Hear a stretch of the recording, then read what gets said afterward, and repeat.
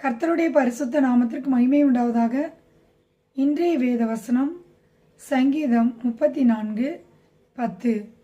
சிங்கக்குட்டிகள் தாழ்ச்சியடைந்து பட்டினியாயிருக்கும், கர்த்தரை தேடுகிறவர்களுக்கோ ஒரு நன்மையும் குறைபடாது. நாம் கர்த்தரை தேடும்போது நம்முடைய வாழ்க்கையில் ஒரு நன்மையும் குறைபடுவதில்லை. சங்கீதம் 63:1 தாவீது சொல்கிறார், தேவனே, நீர் என்னுடைய தேவன், அதிகாலமே உம்மை தேடுகிறேன். நாம் கர்த்தரை அதிகாலையிலே தேடும்போது நம்முடைய வாழ்க்கையிலே எல்லா குறைவுகளையும் அவர் நிறைவாக்குவார். நம்முடைய களஞ்சியத்தை அவர் நிரப்புவார். நீதிமொழிகள் 8:17 வாசிக்கிறோம், அதிகாலையில் அவரை தேடுகிறவர்கள் அவரை கண்டடைவார்கள் என்று நாம் வேதத்திலே பார்க்கிறோம்.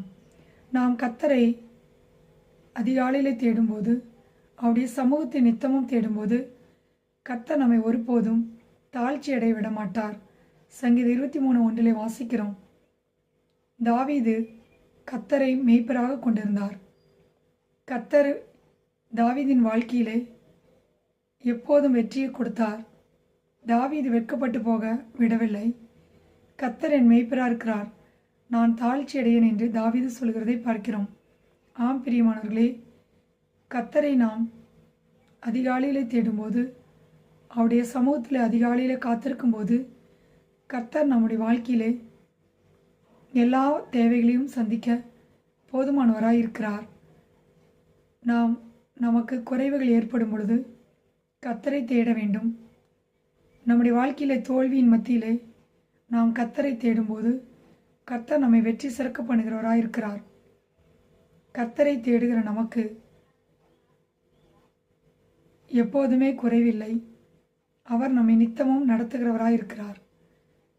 மரண பரிந்து கர்த்தர் நம்மை நடத்தி நம்முடைய வாழ்க்கையை கர்த்தர் ஆசீர்வதிக்கிறவராக இருக்கிறார்.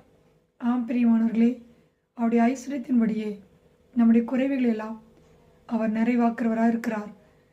கர்த்தரை தேடுகிற நமக்கு ஒரு நன்மையும் குறைபடாது.